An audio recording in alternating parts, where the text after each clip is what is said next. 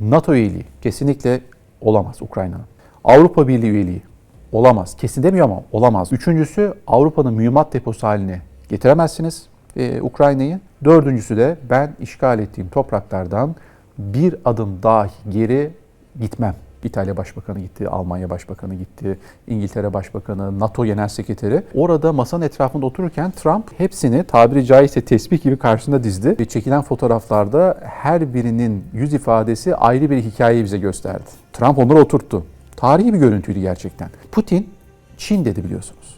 Yani Çin'i sahaya çekmek istediğini söyledi. Peki neden bunu yaptı? Arda arda görüşme trafiği vardı. Trump hem Putin'le görüştü hem de Zelenski ile görüştü ayrı ayrı. Nedir son durum? Tabii Alaska zirvesinden sonra tüm dünyanın gözü kulağı Trump'ın Avrupalı liderler ve özellikle Zelenski ile yapacağı görüşmeye odaklanmıştı. Zelenski Oval Ofis'e geldiğinde acaba geçen görüşmede olduğu gibi bu ne biçim kıyafet, senin ceketin nerede dercesine azarlayacak olan Trump veya içeri girdiklerinde elinde kart yok, senin yüzüne 3. Dünya Savaşı çıkacak, biz olmazsan sen bir hiçsin diyen bir Trump'ı göreceğiz diyorduk ama hiç de öyle olmadı. Donald Trump çok samimi bir şekilde karşıladı. Elini yine omzuna koydu. Yani ben senin patronum aslında, ben senin büyüğüm demeye getirdi oradaki vücut hareketleri. İçeri geçildiğinde de baş başa görüşmede o takım elbise sorusunu soran gazeteci başta olmak üzere diğer katılımcılar, bir önceki toplantıya katılan diğer isimler de esprili bir şekilde Zelenski'yi bu sefer çok daha iyi ağırladılar.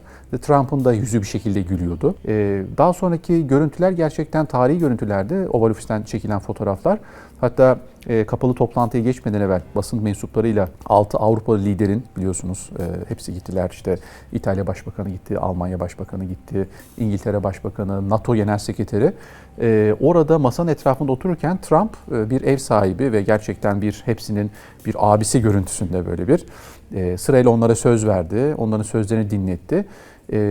Daha sonra içeriye geçildiğinde de çekilen fotoğraflara baktığımızda Trump Oval Ofis'teki masasına oturdu, makam odasındaki masasına ve hepsini tabiri caizse tesbih gibi karşısında dizdi. Ve çekilen fotoğraflarda her birinin yüz ifadesi ayrı bir hikayeyi bize gösterdi. Yani orada diyorsun dünya lideri diyeceksiniz. İngiltere, Almanya, Fransa ama hepsi karşısında Donald Trump'ın nasıl derler ciddi bir şekilde ve söz dinler bir şekilde oturdular. Trump onları oturttu. Tarihi bir görüntüydü gerçekten. Ama önemli olan tabii ki Ukrayna Savaşı'nın akıbeti ne olacak, geleceği ne olacak? Bu anlamda baktığımızda aslında Donald Trump'ın bu toplantı programını Trump'ın Oval Office diplomasisi olarak gösterebiliriz. Yani yeni bir aslında müzakere formatı karşımıza çıkıyor. Nedir bu? Esnek arabuluculuk, stratejik baskı modeli. Şimdi bu esnek arabuluculuk ve stratejik baskı modeli aslında savaşı tamamen sona erdirecek argümanları, maddeleri karşımıza çıkarmıyor. Yani aslında bunun bir barış masası olarak değil, küresel güç dengesini yeniden inşa masası olarak görmek gerekiyor. Şimdi evet orada Putin yok ama Putin telefonun bir ucunda. Yani bir telefon kadar Trump Putin'e yakın. Keza görüşmeden sonra da zaten Donald Trump Putin'i arayarak 40 dakika kadar bir görüşmede bulundu ve oradaki neticeyi Putin'e aktardı. Şimdi Trump'ın savaşı bitireceğim vaadi aslında Rusya ile Çin eksenini yeniden çevreleme planının sahneye konuş biçimi olarak da bunu görebiliriz. Hatta daha önce biliyorsunuz birçok meselede konuştuğumuz gibi Çin her masada ve Rusya ile Çin birlikteliği Ukrayna Savaşı'nda aslında Rusya'ya can suyu olmuş. Şimdi Çin burada eğer gerçekten büyük bir rakip, büyük bir düşmansa tırnak içerisinde Amerika açısından o zaman Amerika bir şekilde Rusya ile Çin arasına da mesafe koydurmak mecburiyetinde. Bunu biz 1970'lerin ikinci yarısında China-Amerika politikasıyla dönemin Dışişleri Bakanı Henry Kissinger'ın biliyorsunuz Çin'le Amerika yakınlaşmasını Rusya'yı yalnızlaştırma üzerine çizdiği stratejinin şimdi Rusya-Amerika dediğimiz Rusya-Amerika minvalinde bu satıhta gerçekleştirmeye çalışıldığını, Rusya'ya bak Çin senin de rakibin, Çin sana da aslında zarar verecek. Gel bu işte beraber olalım, Çin'i yalnızlaştıralım şeklinde bir satranç hamlesi olarak bunu görmemiz gerekiyor. Şimdi Alaska zirvesine de baktığımız zaman aslında burada da Ukrayna'nın değil NATO ile Avrasya arasındaki güç koridorları pazarlık meselesi masaya yatırıldı. Güç koridorları pazarlık meselesi. Bu güç koridorları dediğimiz hattın içerisinde siyasi koridor, diplomatik koridor ve ekonomik koridor olduğunu görmekteyiz. Ve 3 koridorun masaya yatırılmasında Avrasyacılarla Atlantikçiler arasındaki yani ben hep bunu Büyük Orta Doğu Projesi BOP'la Büyük Avrasya Projesi BAP arasındaki bir bilek güreşi olarak yorumlamıştım tarihi olarak. Burada da aslında bu pazarlığın artık bir adım daha öteye getirildiğini görüyoruz. Ukrayna Savaşı'ndan daha da öte bir projektör koymak gerekirse. Bir de şu önemli aslında Gülsüm Hanım. Putin Çin dedi biliyorsunuz. Yani Çin'i sahaya çekmek istediğini söyledi. Peki neden bunu yaptı?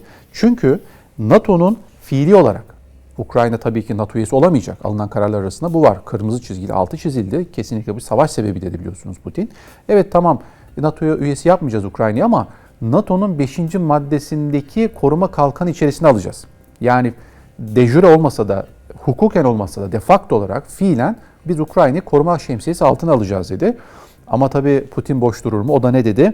Yeni bir güvenlik modeli oluşturmak adına kendi açısından Çin'le beraber, Çin de madem bunun garantör ülkelerinden biri olsun dedi. Bu da çok önemli bir hamle olarak görmemiz gerekiyor. Peki Avrupa neden sessiz kaldı Gülsüm Hanım? Yani Avrupa o fotoğrafta Trump'ın makam masasında otururken, kendi Oval Ofis'te otururken karşısına dizdiği o Avrupalı liderlerin, sözüm ona o büyük güçlerin o sessizliğinin sebebi neydi? Bir mecburiyet miydi? Bir tercih miydi? Yoksa stratejik özellik iddiasıyla gerçek jeopolitik güç arasındaki tutarsızlığın bir itirafı mıydı? Bence gerçekten bu. Gerçek jeopolitik güç arasındaki tutarsızlığın itirafı. Çünkü Avrupa'daki artık karizmatik liderliğin sona ermesi. Bakın Avrupa'da bir Merkel yok. Avrupa'da bir De Gaulle yok. Hadi biraz daha gerilere gidelim. Bir Napolyon yok. Olmadığı için de şu anki mevcut başbakan ve cumhurbaşkanlarının Avrupa'nın işte biz de bir gücüz ki bunu biliyorsunuz Macron yapmaya çalıştı 2019'da. Donald Trump ona küçük Napolyon dedi. Senin haddine değil dedi, biz olmazsanız siz bir hiçsiniz dedi. Ukrayna Savaşı bunun bir göstergesi oldu ve şimdi de haydi bakalım gayri safi milli hasılalarınızdan %5 oranında bana para vereceksiniz. Çünkü ben sizi korumak zorunda da değilim dedi. Rusya ile baş başa kalırsanız dedi, hani gerekli desteği vermezseniz hiçbir şey yapamam dedi ve Avrupa bir anda çılgınca silahlanmaya başladı ama o raddeye gelebilmesi, kendilerini savunacak kadar güçlü hale gelebilmesi yıllar alır. O yıllar içerisinde peki siz Rusya'ya karşı sizi kim koruyacak? Yani Amerika Birleşik Devletleri. Hatta şu da ifade edilebilir belki Gülsüm Hanım. Donald Trump Avrupa'yı iki savaş arası döneme doğru sürüklemek suretiyle yani 1919-39 arasında ciddi siyasi kutuplaşma, ciddi ekonomik kriz, çalkantılar, büyük fay kırıkları, tektonik hareketler ve büyük savaş. Evet, kimse büyük savaşı bugün istemez. 70 milyon insan hayatını kaybetti 2. Dünya Savaşı'nda. Ama ne oldu? Siyasi kutuplaşmanın getirmiş olduğu derin yarıklar Amerika Birleşik Devletleri'nin bir Yalta düzeni üzerinden bir Truman doktrini ve Marshall yardımlarıyla Avrupa'yı ayağa kaldırır. Şimdi aslında Amerika onu da söylüyor. Truman ve Marshall'la, yeni bir Truman ve Marshall gerekli olabilir. Ama askeri olarak da NATO'ya ihtiyacınız var. Bundan geri duramazsınız demeye çalışıyor. Şimdi bu tabloda biliyorsunuz Gülsüm Hanım, Türkiye'de Ukrayna Savaşı'nın tam da merkezindeydi, tam da ortasındaydı. Evet, harp sahasında değildi ama masadaydı. Sahada olmayan Türkiye, masada savaşın gidişatını hayati şekilde etkileyebilecek önemli bir jeopolitik güçlü bir anahtar ülkeydi. Yani Türkiye'nin savaş ve barış eksenindeki stratejik mimarlık rolü aslında dünyanın gözü önünde ve dünyanın şu anda kabul ettiği bir durum haline geldi. Şunu söylerim belki konuşabiliriz veya bunu umabiliriz, isteyebiliriz. Çok normal. Trump, Putin, Zelenski gelsinler İstanbul'da, ister Çırağan'da, ister Dolmabahçe'de ama İstanbul'da olması çok önemli olur.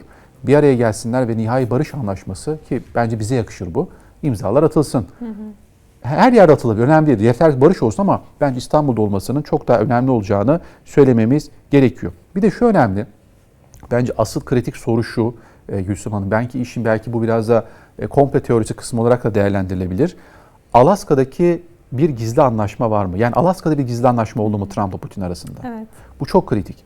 Peki bu gizli anlaşmaya göre basit bir ifadeyle Ukrayna'nın yani yeraltı kaynakları Amerika Birleşik Devletleri'nin, üstü üste toprağıysa Rusya'nın kontrolüne bırakılmak üzere el sıkışıldı mı? Şimdi ben size çok rakamlar vermek istiyorum. Tabii Özellikle ki. Ukrayna'nın yeraltı zenginlikleri ne anlam ifade ediyor?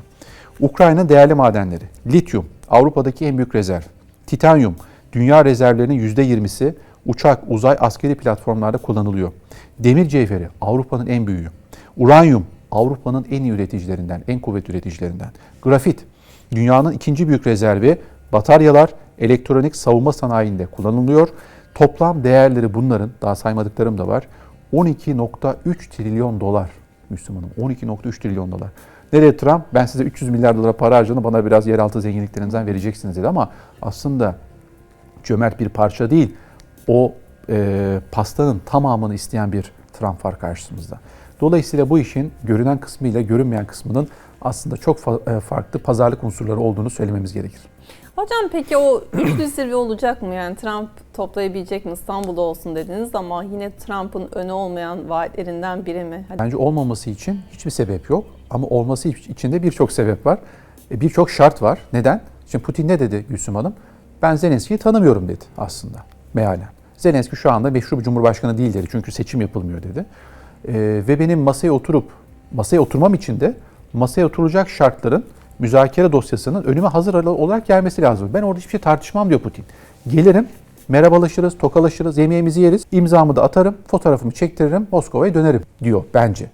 Çünkü ne diyor bakın, NATO üyeliği kesinlikle olamaz Ukrayna'nın. Avrupa Birliği üyeliği olamaz. Kesin demiyor ama olamaz diyor. Üçüncüsü Avrupa'nın mühimmat deposu haline getiremezsiniz Ukrayna'yı. Dördüncüsü de ben işgal ettiğim topraklardan bir adım dahi geri gitmem. Neresi? Donbas. Neresi? Kırım. Zaporojye ve Herson bölgelerinde biliyorsunuz önemli bir kısmını işgal ediyor. Onu da pazarlık kartı olarak bence işgal etti. Oralardan geri çekilebilir. Ama Ukrayna'nın tarihi olarak değerli madenlerin olduğu ağır sanayi bölgesi olarak, tarihi olarak bizim bildiğimiz oradan çekilmesi kati surette ben mümkün görmüyorum.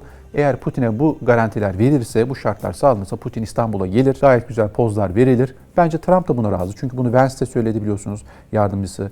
Amerikan Dışişleri Bakanı Rubio da söyledi. Biz artık Rusya'nın işgal ettiği bölgeleri tanıyoruz demeye getirir. Kırım zaten bizim ata toprağımız. Evet biz de bu işgale ilhak var ama maalesef şu anda Kırım'ın ilhakı da gerçekleşmiş vaziyette. Daha kötüsü olmaması için bence de facto olarak şu anda Ukrayna'nın bölünmesi gerçekleşti fiilen. Yeni bir Ukrayna Anayasası'yla Rusça konuşan bölgedeki Rus halkının hayati garantileri de alınacak yeni anayasayla beraber, Ukrayna Anayasası ile beraber. Ve o şartlar dahilinde bence üçlü zirve gerçekleşir. Trump da bunun farkında. Zelenski de farkına vardı. Çok bunu ifade etmese de. Ama bu üçlü zirvede nihai anlaşma metninin Putin'in önüne gelerek amasız fakatsiz, kayıtsız şartsız oraya imzasını atarak tekrar Moskova'ya döneceğini söylememiz gerekir. Hocam Trump'ın Putin'e ve Zelenski'ye tavırları çok başka. Nasıl değerlendirirsiniz? Şimdi Putin'in aslında 2001 yılından beri Rus devlet başkanlığı koltuğunda oturması ve Putin'in bir KGB ajanı olması, Putin'in çok ciddi bir devlet tecrübesine sahip olması ve Putin'in o duygularını belli etmeyen ama sahada karşılık veren çok akıllı bir lider olması tırnak içerisinde Trump'ın farkında olduğu bir gerçek. Ve Trump güçlü liderleri seviyor. Bakın akıllı liderleri seviyor, karizmatik liderleri seviyor. Bunu Sayın Cumhurbaşkanı olan münasebetlerinde de gördük. Şimdi Putin ne kadar geleneksel düşman olurlarsa olsunlar, Trump'ın Putin'e karşı söylemleri hep belli kısıtlı şeylerde kaldı. Ve Putin'in o Avrasyacılığın, daha doğrusu Avrasya'yı Avrusya yapmak ve Avrusya'nın ruble üzerinden bir ticari etki sahası oluşturma gerçekliğini de Trump bir şekilde görüyor. Belki çok zor, çok güç ama karasal bir güç Rusya'nın denizlerde güç olabilecek şansını da görüyor. Ve Doğu bloğu içerisinde Çin, Rusya, Kuzey Kore, İran ve Hindistan'ı da orada taraflar arasında o denge anahtar rolünde oynayabilme potansiyeli gördüğü için Putin'i bu anlamda 2-3 adım hamle sonrasını hesaplayan bir lider olarak da değerlendiriyor. Dolayısıyla Putin'e öyle tam olarak seni mahvederim, seni çökertirim, sen bir lider değilsin gibi elinde kart yok diyecek kadar ileri gitmiyor. Gidemez de. Bakın Kırmızı Halı'da karşıladığında ne yaptı Trump? Alkışladı. Bu ne demek? Oh Putin sonunda görüştük gibi sevinen bir Trump. Daha sonra kendi makam arabasını aldı. Putin'i biliyorsunuz. Beraber yolculuk yaptılar. Putin'in yüzü çok gülüyordu. Ve içeriden sızan bilgilere göre biliyorsunuz Alaska'da bir öğlen yemeği düzenlenmişti. Öğlen yemeği iptal edildi ve 2,5 saat toplantı oldu. Normalde 6-7 saat sürmesi planlanıyordu. Taraflar bir anda evlerine döndü. Peki niye böyle bir ani karar alındı? Sızan bilgilere göre Putin öyle şartlar masaya koydu ki ve öyle şartların masada kabul edilmesi için tedbir şartları ortaya koydu ki Trump'ın danışmanları bembeyaz kesildi. Bakın bu çok kritik, bembeyaz. Ve Trump kabul etmek zorunda kalarak döndü. Bunu belli etmedi ve taraflara dünkü toplantıda işte o Avrupalı liderlere ve Zelenski'ye bunu söylerken ve bakın o da çok önemlidir. Oval Ofis'te Ukrayna'nın işgal haritası açıldı ve başına geçtiler. Resmen Rusya'nın işgal ettiği topraklar, yani Amerikan Devlet Başkanı Ofisi'nde bence resmen tanındı. Bence tanımanın bir şeyi de budur Gülsüm Hanım. İlla imza atmak değil. Amerikan Devlet Başkanlığı'nın Oval Ofisi'nde Ukrayna'nın işgal haritası açıldı. Bütün Avrupa liderlere gösterildi. Ukrayna Devlet Başkanı başına geldi ve Trump ona Zelenski kusura bakma geçmiş olsun der gibisine bir hali vardı. Peki Zelenski'ye ne yaptı dediğiniz gibi? Çocuk gibi azarladı. Elinde kart yok dedi. 3. Dünya Savaşı çıkaracaksın dedi. Bu ne biçim kıyafet dedi. Böyle mi gelinir dedi. Sonra Vatikan'da kardinal gibi oturdu karşısına, papa gibi. Onu böyle kutsadı. Sen evlatsın dedi. Sen bizi dinleyeceksin dedi. Yani bir de Trump bu şeyleri seviyor biliyorsunuz. Kendisini böyle bir ruhani lider gibi de gösteriyor. Bir de şöyle dedi Gülsüm Hanım, ne kadar komik değil mi? Onu da söylememiz lazım burada. 6 savaşı bitirdim ben dedi. Gerçekten hangi 6 savaşı bitirdi? Çok büyük başkanım ben dedi. Büyük adamım ben dedi ama kimse şu soruyu sormuyor ona orada. Aşağıda Filistin'de katliam devam ediyor. 80 bin askerle İsrail Gazze'yi işgal edecek, Gazze'yi tarumar edecek, yeni bir soykırım süreci başlatacak ve sen diyorsun ki İsrail her şeyi yapabilir. Gazze'deki çocuklara galiba biraz aç gözüküyorlar diyebiliyorsun. Sen hangi hadle Nobel'e kendini aday gösteriyorsun ve hangi savaşı bitirdim diyerek kendini dünyaya bir Romalı komutan gibi lanse ediyorsun? Bu da işin gerçekten trajikomik tarafı.